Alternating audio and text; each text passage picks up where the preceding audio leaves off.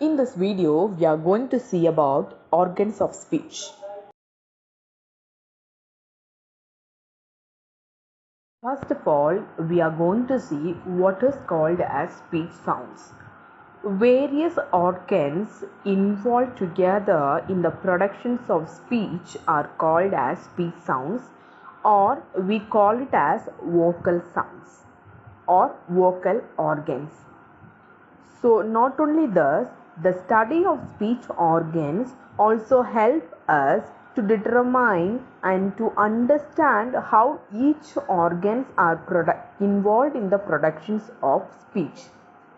Many organs are also involved in the productions of speech sound, and some of them are the lungs, vocal folds, and the most important is the articulator. So let us see what all the functions are there. For the productions of the speech sound, we need airstream mechanism. So airstream mechanism is nothing but once we breathe the air, it comes out. Before coming out, it enter into the different or various organs of our body, and that air is converted into speech sounds. And this sounds are called as organs of speech, and the process what it is happening in between this time is called as airstream mechanism. There are different organs that are involved in the process of airstream mechanism, and the main role is played by lungs. The air goes up the windpipe and enter into the larynx and out of the body through the vocal tract, that is either through mouth or nose. So this is what is called as airstream mechanism. As we have seen about airstream mechanism, the next important thing what we are going to see is that the divisions of organs of speech. The organs of speech can be divided into three groups. They are the respiratory system, the phonatory system, and the articulatory system. We are going to see about the first division of organs of speech, that is the respiratory system. The respiratory system consists of various organs that are mainly involved in the productions of speech sounds. The most important organs involved in the productions of speech sounds are, it comprises the lungs, muscles of the chest, and windpipe. So these are very important organ that helps in producing the speech sounds in the respiratory system. The second system is the phonatory system. The phonatory system comprises the larynx, which is also otherwise called as voice box. So this phonatory system also plays a very vital role in producing the speech sounds. Articulatory system is another important division of the speech sounds. The articulatory system comprises various organs for the productions of speech sounds, and let us see what are they. They are nose, teeth, the tongue, and the roof of the mouth and lips. So these are the different organs that are involved in the articulatory system for the productions of speech sounds. We are going to see in details about respiratory system. So we have discussed already that the lungs is a very important role in the respiratory system. So before moving on to that, let us now see what is the main function or how the lungs are made up of. See, the lungs are made up of alveoles. So here we should first of all understand what is called as alveoles. Alveoles are where the lungs and the blood exchanges the oxygen and carbon dioxide during breathing in and out. So this is what is called as alveoles is. So air is brought to the alveoles by a small tube called as bronchioles. So if you see the diagram, it will be very clear for you. So the air is brought to the alveoles by a small tube is called as bronchioles. So bronchioles comes together to form bronchs which joins the tertia. So here we should understand the word what it is called as tertia.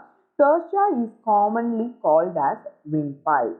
So windpipe helps in making us to inhale and exhale the air we breathe.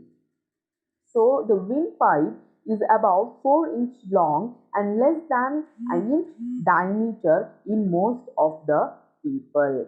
So this is what it is called as tertiaries. So in the respiratory system, there are two important steps involved, that is inspiration and expiration. So the expiratory lungs air. So the expiratory lungs air is a very basic function for productions of the speech sound. So this is a very important point we should remember always, that is the expiratory lungs air is a basic for what? Basic for the speech sound. Some more functions of the lungs are also mentioned with the help of this diagram. The lungs provide the energy source for what? To the airflow. The lungs plays a very vital role in the energy source for the airflow. The lungs are the spongy respiratory organ. So what type of organ it is? The lungs is a spongy respiratory organ situated inside the rich cage. So it is situated inside the rich cage, and they expand and contract as we breathe in and out. This is a very important point. They expand and contract. They expand themselves and they contract as we breathe in and out. The amount of air accumulated inside our lungs control the pressure of the airflow. So the amount of air that is accumulated inside our lungs. So what all the air that is inside our lungs is only controlling the pressure of the airflow. And if you see this diagram, you could see where is windpipe is, what about your right lungs, left lungs.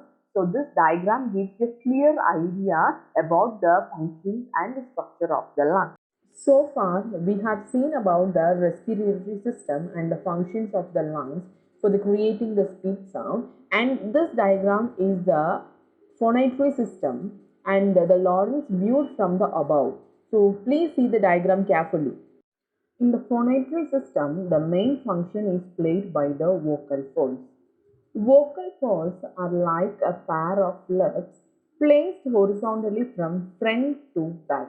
See, if you see this diagram, it will be very clear for you. So the vocal fold, what is called as a vocal folds are? Vocal folds are like a pair of lips. So it is a pair of lips that is placed horizontally from front to back. So they are joined in the front. So what is happening? The vocal cord, they are joined in the front but can be separated at the back. So they both are, it is like a vocal folds are like a pair of lips which is horizontally placed horizontally from front to back. So this front to back, how it is that they are joined in the front, but what happens actually? They are separated at the back. So we have some opening. So they are separated at the back. Therefore, we have certain opening, and that opening is called as glottis. So here we should understand what is called glottis. The glottis is considered to be in open state when the folds are apart. When the vocal folds are far away, then the glottis is considered to be in the open state. And when the folds are pressed together, what happens when the folds are pressed together? The glottis is considered to be in the closed state. So here we are learning a new word called as glottis. So glottis is nothing but when these vocal folds are in the open state and the folds are apart. And when the folds are pressed together, the glottis is considered to be in the closed state. In the phonatory system, the main function is played by the vocal folds. Vocal folds are like a pair of lips placed horizontally from front to back. See, if you see this diagram, it will be very clear for you. So the vocal fold, what is called as a vocal folds are? Vocal folds are like a pair of lips. So it is a pair of lips that is placed horizontally from front to back. So they are joined in the front. So what is happening? The vocal cord, they are joined in the front but can be separated at the back. So they both are, it is like a vocal folds are like a pair of lips which is horizontally placed horizontally from front to back. So this front to back, how it is that they are joined in the front, but what happens actually? They are separated at the back. So we have some opening. So they are separated at the back. Therefore, we have certain opening, and that opening is called as glottis. So here we should understand what is called glottis. The glottis is considered to be in open state when the folds are apart. When the vocal folds are far away, then the glottis is considered to be in the open state. And when the folds are pressed together, what happens when the folds are pressed together? The glottis is considered to be in the closed state. So here we are learning a new word called as glottis. So glottis is nothing but when these vocal folds are in the open state and the folds are apart. And when the folds are pressed together, the glottis is considered to be in the closed state. This diagram will help you in understanding more knowledge about glottis. So, what is glottis and also vocal cords? The lip-like structure. So, what is called as a vocal cord? It is lip-like structure. So, vocal cord also can be called as what? VC. So, VC can be opened and closed. So, how it will be? The vocal cord can be opened and closed. So open between the vocal cord is called as a glottis. So when we breathe in, what happens? The vocal cords are pulled apart. While eating, glottis is shut. Vocal cord vibrates. So when the vocal cord vibrates, then it is called as what? It is called as voiced sounds. When the air escapes from the glottis, then it is called as voiceless sounds. So this particular diagram helps you in understanding about vocal cord. Vocal cord also can be called as VC. It will be in what state? Open and closed state. When it is opening, then it is called as glottis. In the breathing mode, it is pulled out, and while eating, the glottis is shut, and while vibrating, the vocal cord, it is called as voiced sound, and when the air escapes from the glottis, then it is called as what it is called as voiceless sounds. What we are going to see is that the opening of the vocal fold take different positions. So here we are going to see the different positions that is taken by the vocal cords. So the first position is wide apart. See everyone, please look at the diagram. So it is wide apart. So what will be the function if the vocal cord is wide apart? Come on, let us see. When the folds are wide apart, they do not vibrate. What happens actually? They do not vibrate. The sound produced in such positions are called as voiceless sounds. See, I'd like to repeat again. When the folds are wide apart, that is vocal folds are wide apart, they do not vibrate. The sound produced in such positions are called as voiceless sounds. So this is in the condition of wide apart. Next, what we are going to see is that narrow glottis. So in the narrow glottis, if the air passes through the glottis, when it is narrowed, then there is an audible friction. A light friction is there. Such sounds are also voiceless. See, light vibration or slight change will be there, and that time also what it is called as? It is also called as voiceless, since the vocal folds do not vibrate. So the vocal cord do not vibrate, and that therefore we call it again as a voiceless when the position of the vocal cord is narrow glottis, and since the vocal folds do not vibrate. So this is are the different positions of the vocal cord and its function, and how the sounds are produced, whether we call it as a voice sound or voiceless sound.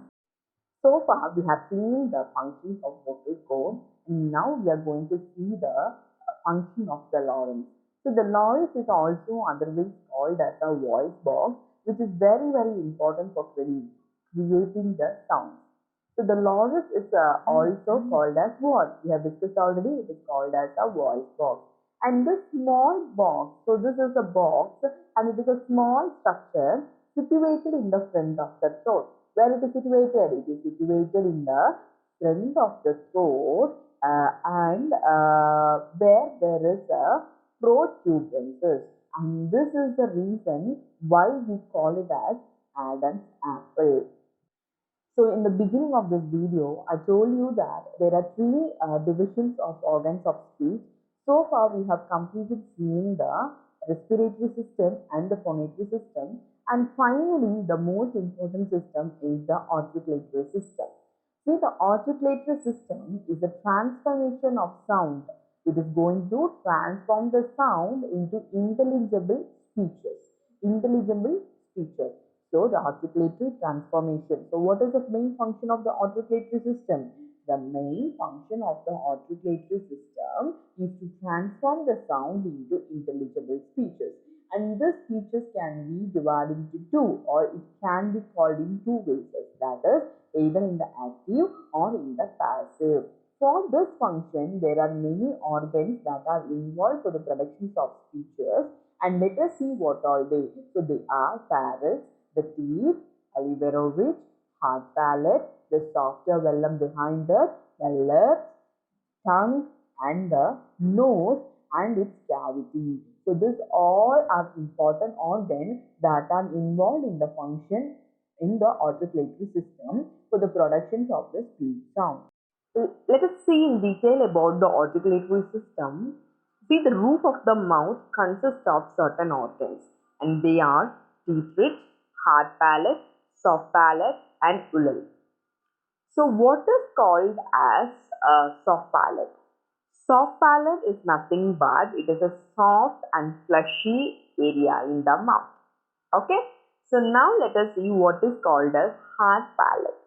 Hard palate is a concave bony surface of the mouth. So what is called hard palate? Hard palate is nothing but it is a concave bony surface of the mouth. And what is called alveolar ridge then? The convex part near upper front teeth is called as alveolar ridge. And we have an extremely end of the roof of the mouth, that is what it is called as ulnar. The roof of the mouth. Alveolar ridge or teeth ridge. The alveolar ridge is situated immediately after the upper front teeth. So imagine yourself when you hear this. See, where is alveolar ridge? Alveolar ridge is situated immediately after the upper front teeth. The sounds which are produced touching the convex part is called as alveolar sound. So listen carefully. The sounds which are produced touching this convex part are called alveolar sound. Next, what is the very important thing that we are going to see is called the hard palate. The hard palate is the concave part of the roof of the mouth. So what it is called as? It is called as a concave part of the roof of the mouth. It is situated on the middle part of the roof. Where it is actually situated? It is situated in the middle part of the roof of the mouth. And it is situated in the middle part of the roof. So that is what it is called as hard palate. Next one is the soft palate. The lower part of the roof of the mouth is called as soft palate. So the lower part of the mouth, imagine yourself is the where is the lower part of the mouth? Just think of that. That is what it is called as a soft palate. When it is lowered, the air streams from the lungs has access the nasal cavity. So what happens here? Here a very beautiful function is happening. Listen. When it is lowered, the air streams from the lungs. The air streams from where? The air streams from the lungs has access to the nasal cavity. So what is called as nasal cavity? The sound, the nose area, the upper area of the nose we have, that what is called as nasal cavity. When it is dry, the passage of the nasal cavity is blocked. When the nasal cavity is blocked, the sounds are produced touching this area with the back of tongue is called as velar sound. So when we have the nasal cavity, when the nasal cavities are closed, what's happening? The sounds which are produced touching this area with the back of the tongue are called as velar sound. The function of lips. They can be pressed together or brought in contact with the teeth. So the lips are brought with the contact only with what? Only with the contact with the teeth. Here we are going to see about consonant sounds which are articulated by touching two lips each other are called bival sounds. So what type of sound is that? The consonant sounds which are articulated by touching the two lips each other is called as bival sounds. Whereas the sounds which are produced with the teeth contact are called as labiodental sounds. So when only the lips are in contact and if we are able to produce the sound, then it is called as bilabial sound. And along with the lips, we are going to have in contact with the teeth, then it is called as labiodental sound. So this is the very important functions of the lips for creating the bival sound and labiodental sound. Tongue is very important in production of the speech sound. So the tongue is responsible for the production of many speech sounds since it can move very faster. So we know that tongue is we can move very faster to different places and also it is capable of assuming different shapes. So in whatever shape we need, we can keep the tongue. The shape and the position of the tongue are especially crucial for production of what? Production of vowel sound. So, the position of the tongue is very important for what? For the production of vowel sounds. That is A-E-I-O-U. So, the production of vowel sounds, the tongue is very important. And the position of the tongue is very important. As like tongue and lips, teeth also plays a very vital role in the production of speech sounds. The teeth are also very much helpful. They are not very little helpful. They are very much helpful for the production of speech sounds. The sounds which are made with the tongue touching the teeth are called dental sounds. So here we are going to study about the different forms of sound, that is the sounds which are made with the touching of the teeth, then it is called as dental sound. The nasal cavity, the nose and the nasal cavity. The nose and the cavity may also be considered as a very important speech organ. So the sounds which are produced with the nose are called as nasal sounds. I hope so. You all have got a clear idea regarding organs of speech. So if you all really like this video, please share it, subscribe, and please click the bell icon and keep supporting me always. Thank you.